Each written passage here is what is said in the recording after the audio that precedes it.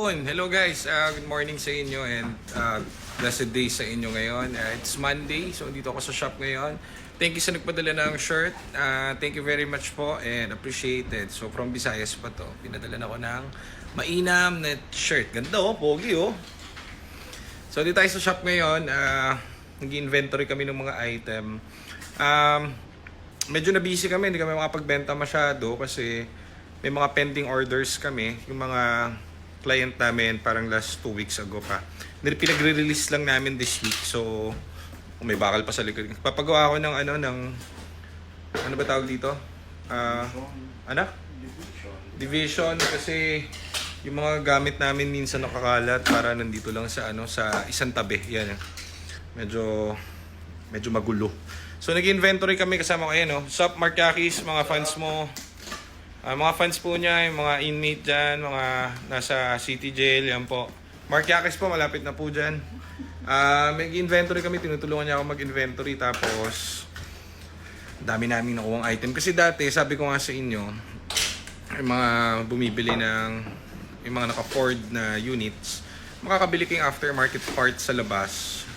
Kami rin, bumibili kami, wala naman kaming definite na supplier. So, bumibili lang din kami kapag kailangan ng unit na fine-freshen up natin, bibili lang kami. So ito katulad nito, FOMO ko na relay. So ang dami ng kamay ko. So relay, ito yung mga relay. Mahal to sa labas guys parang nasa 2.5 to, isang ganito. Walang joke, 2,000.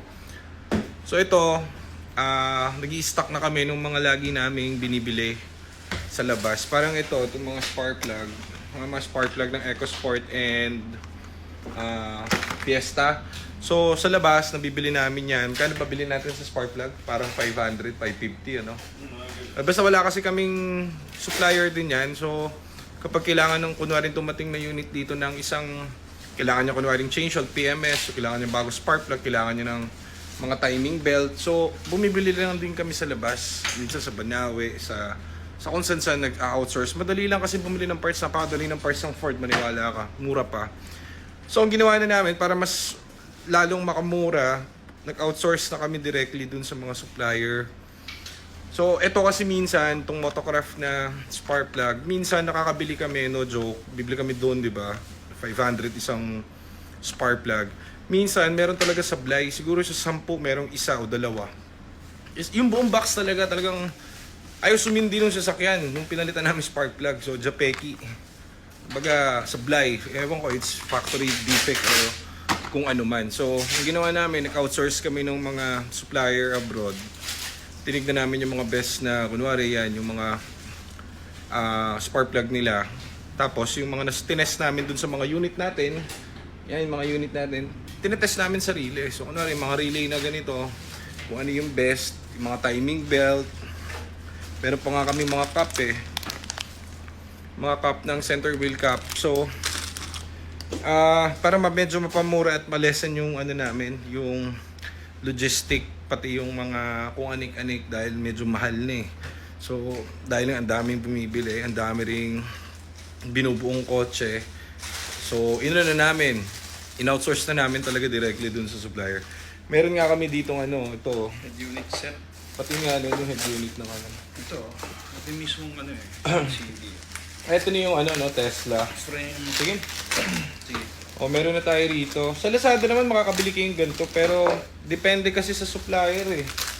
Kunwari sa supplier mo sablay, so may defect yung di mo na maibabalik, hirap na ibalik ng unit. So ang ginawa namin, bumuo kami ng isang EcoSport namin na pang-amin service. Tapos tinesting muna namin yung mga product doon. So katulad nito, ito yung Tesla na head unit sa gitna.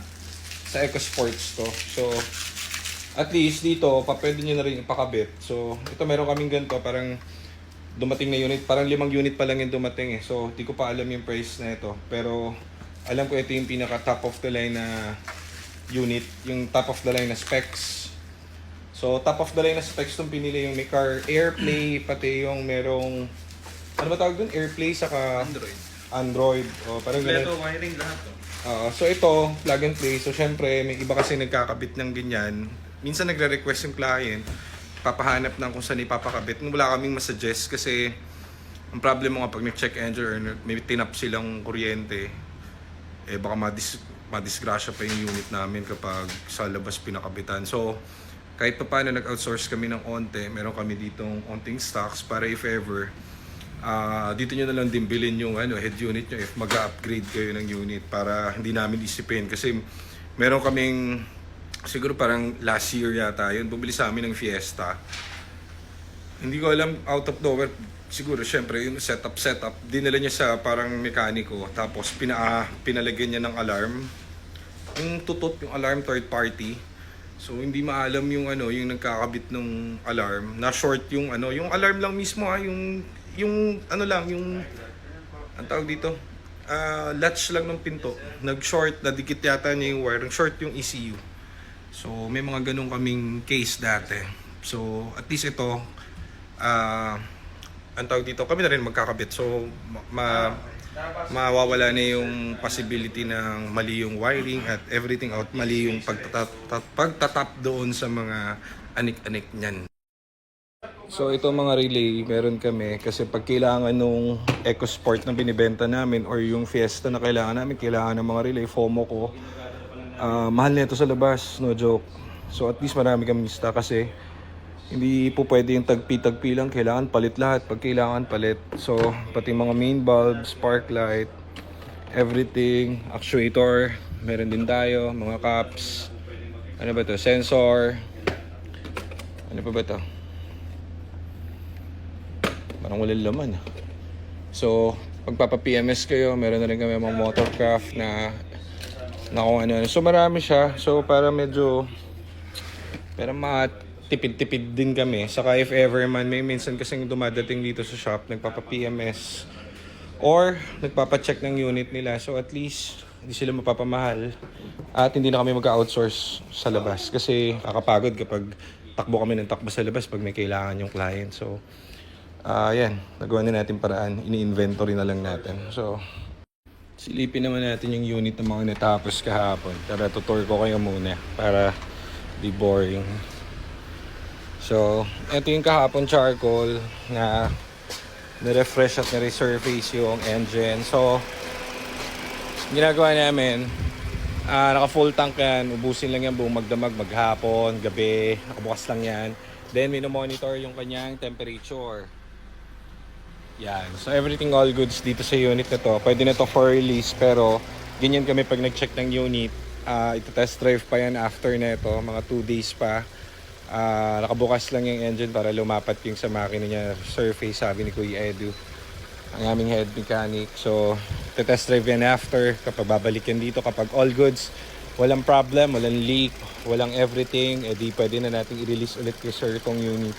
Remember, nabili na ito, hindi lang kami kampante kasi mayroong onting leak so sa future, kapag yung leak na yun napabayaan dun sa engine, mahal ng gastos doon kapag pinakot niya sa iba. Siguro pag siya ang nagpa-machine shop and everything, aabutin siya na siguro roughly mga 70 to 90,000 kasi bababa yung head So at least dito nagawa na natin paraan. Kaya nga gawin nyo kaming option kapag bibili kayo ng EcoSport kasi di namin siya minimekos-mekos, talagang chinecheck namin lahat. Ayan yung mga relay na pinakita ko kanina. So pinalitan na natin kasi parang merong sign ng wear and tear. So, again guys, ito pala yung Fiesta natin, buo na rin. Kaso naubusan ng gas, so papalinis muna natin and papainitin na rin to para to check and stress test. Susunod na ito is electronics na lang para mabuhay lahat ng ilaw, pero nabuhay na to kahapon, umaandar na, all goods. So, tandaan nyo, ang aming priority is yung transmission and engine kasi yan yung from point A to point B makakapunta ka sa pupuntahan mo. Yung mga units namin, minsan, syempre galing yan sa mga first owner. Kapag may nakita kayong gas-gas doon o gas-gas doon, hindi naman kami magaling sa paint, so hindi naman namin nakikater lahat. Ang kinikater namin is yung engine and yung transmission. Kasi pag yon ay maayos din ang kotse nyo. Yung iba doon, may nakita kang gas-gas doon o gas-gas doon, asaan na po yun? Kumbaga, kaya po, pwede kayong mamili naman dito ng unit nyo. So, meron dito makikinis, meron namang onting may dent ng mga onte. So, user preference nyo na lang po yun. So, ang important, engine and tranits all good. Hindi ka magkakaproblema sa daan. So, yun lang muna. Mamaya, babalik tayo at magkukwento pa akong marami. May mga bago tayong dating.